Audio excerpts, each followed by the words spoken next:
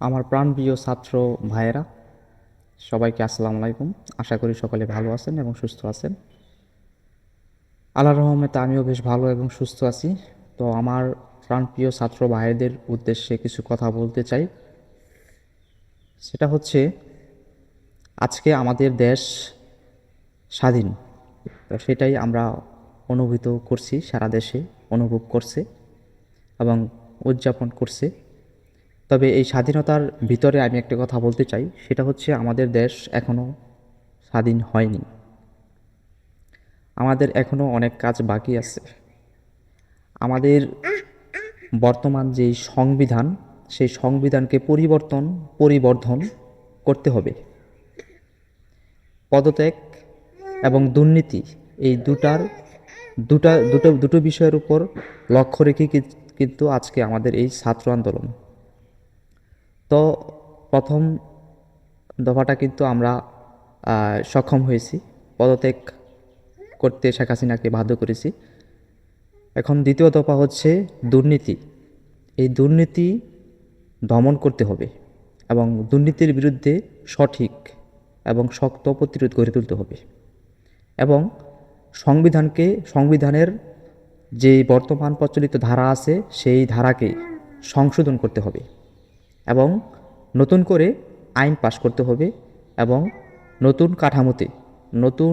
কাঠামোতে এবং কঠোরভাবে সংবিধান গঠন করতে হবে। সংবিধানের ধারা এবং আইন যেন এরূপ হয়, কোনো সরকারি কর্মকর্তার কর্মরত অবস্থায় অদূর ভবিষ্যতে দুর্নীতি করেছে এর প্রমাণ যদি কখনো মিলে, যেন তার সাথে সাথেই তার বিরুদ্ধে তার পদত্যাগ করা হয়। এরূপ আচরণ যদি করা হয়ে থাকে, তাহলে সোনার বাংলাদেশ, দুর্নীতিমুক্ত দেশ করার অঙ্গীকার আমরা করতে পারব এবং অনেকটাই দুর্নীতি কমে যাবে এবং সাংবাদিক তথা জবাবদিহিতা নিশ্চিত করার মতো যে উপযুক্ত ব্যবস্থা, সেটাও কিন্তু গ্রহণ করতে হবে। আর পরিশেষে একটা কথা বলতে চাই, দেশের বাকি যত দল রয়েছেন, আওয়ামী লীগ, বিএনপি, জাতীয় পার্টি, অনেক দল রয়েছে, আমি দলের কথা বলতে চাই না। দলের প্রতি যেই প্রতিহিংসা রয়েছে, সেই হিংসা থেকে আমাদেরকে বেরিয়ে আসতে হবে।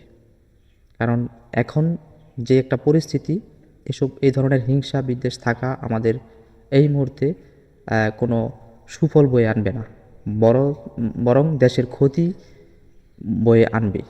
এতে জনগণের ক্ষতি ছাড়া কোনো লাভ হবে না। পুনরায় আবার সেই নির্মাণ করতে হবে, পুনরায় আরও পরিশ্রম হবে। তো অতএব হিংসা বিদ্বেষ প্রতিহিংসা থেকে আমাদেরকে বেরিয়ে আসতে হবে এবং সরকারি কর্মকর্তাদের এবং উপরস্থ যারা লোক রয়েছেন তাদেরকে তারা চিন্তা বিবেচনা করে এখন নতুন সরকার গঠন করবে এবং কিভাবে সরকার গঠন করলে এবং দেশের মানুষের জন্য সুফল বয়ে আনবে, সেই ব্যবস্থা এবং সেই পরামর্শ আমাদের ছাত্র সমাজটাই দিবে, আমরা আশাবাদী। তো আজকে ভিডিওটি আমার এই পর্যন্তই। আর কথাগুলো ভালো লাগলে অবশ্যই আপনারা শেয়ার করে দিবেন এবং ছাত্রদের কাছে পৌঁছে দেওয়ার চেষ্টা করবেন। ধন্যবাদ। আসসালামু আলাইকুম।